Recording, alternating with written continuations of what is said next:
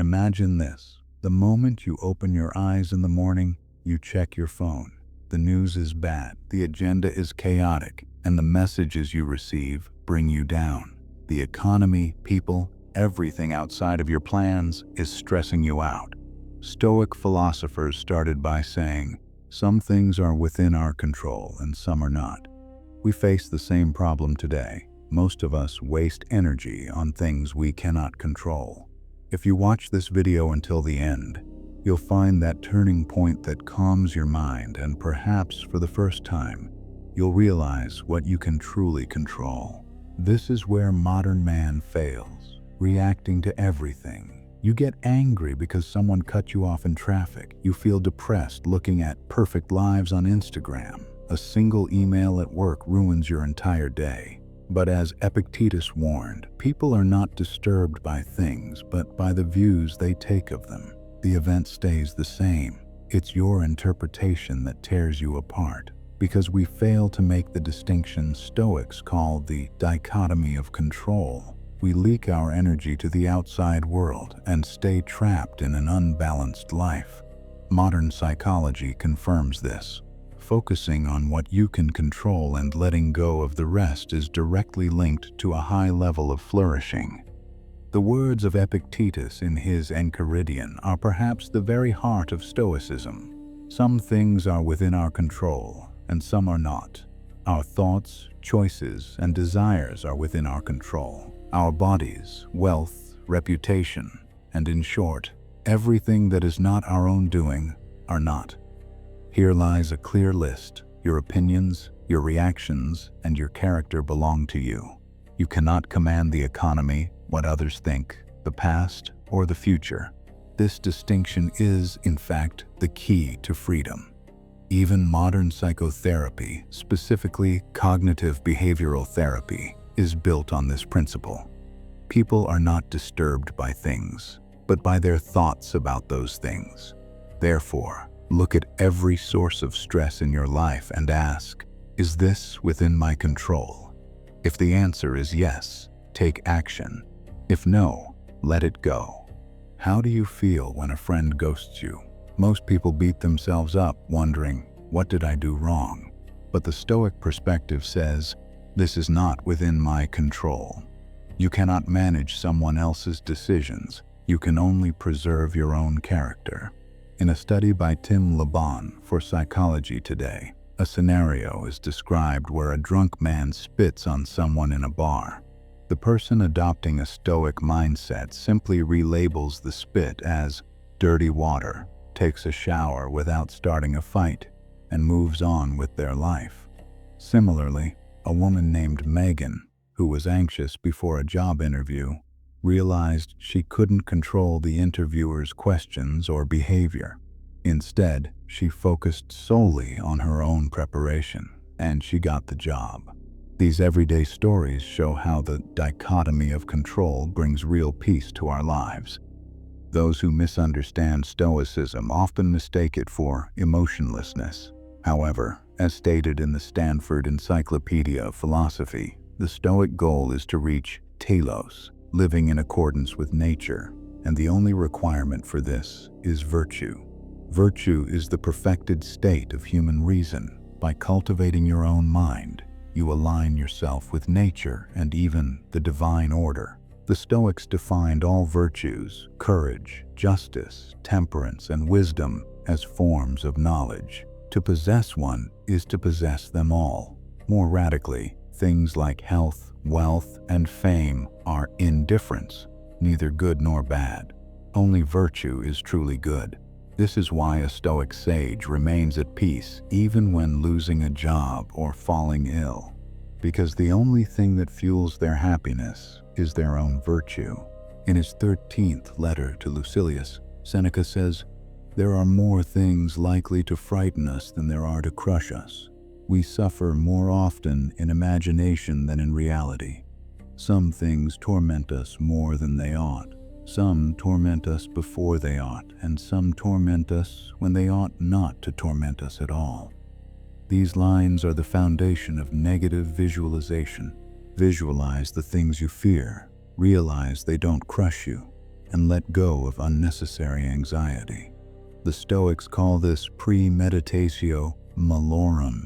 They contemplate potential disasters in advance so they aren't shocked if they happen, and they feel grateful when they don't. Even if nothing bad ever happens, this exercise makes you stronger. Seneca's essay on the brevity of life is a masterclass for today's always busy culture. He says, "It is not that we have a short time to live, but that we waste much of it."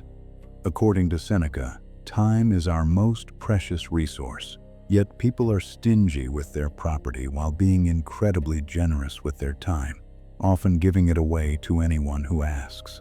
This warning, written 2,000 years ago, still rings true. We shatter our attention with phone notifications and ignore the present by dreaming of a better life in the future.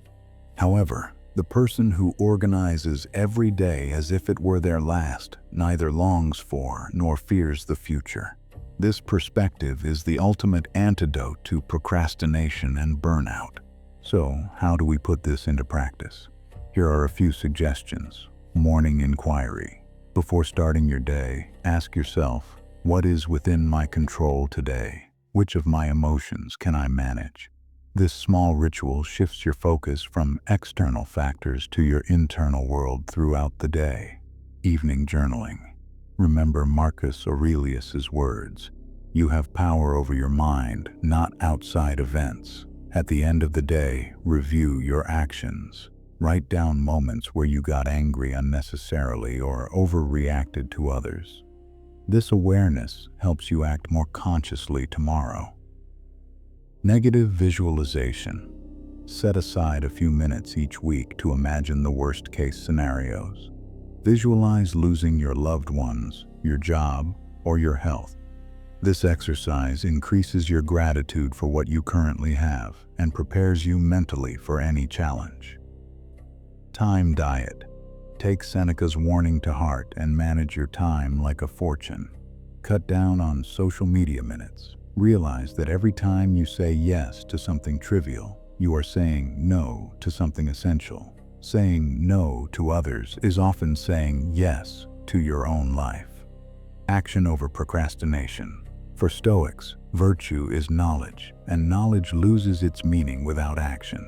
Apply the Stoic principles you've learned.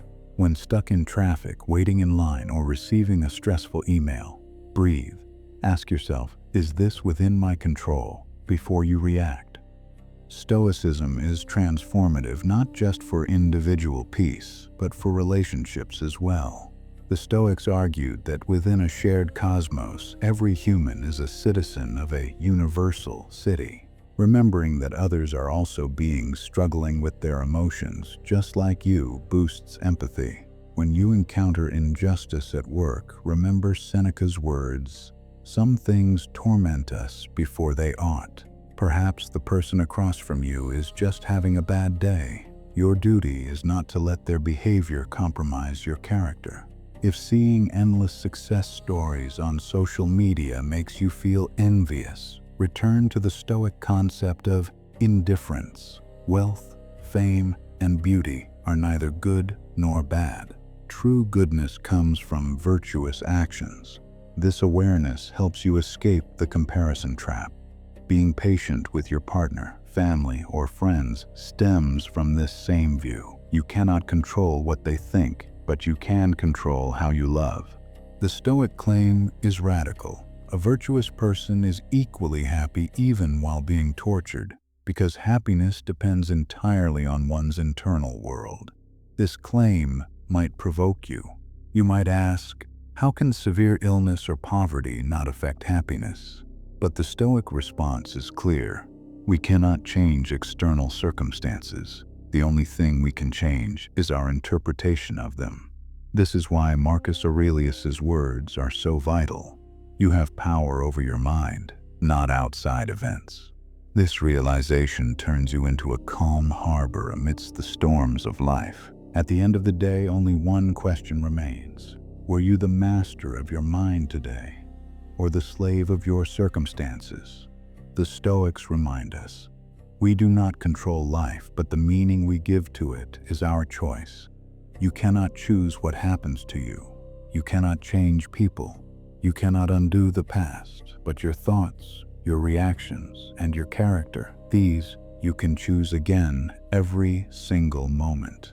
There is no freedom when the mind is full of noise, but when silence arrives, power emerges. If what you've heard in this video resonates with you, stop and ask yourself, what am I carrying unnecessarily today that is beyond my control? And then, let it go. Void mind does not exist to fill your mind, but to empty the excess, because a calm mind is not weak, it is prepared.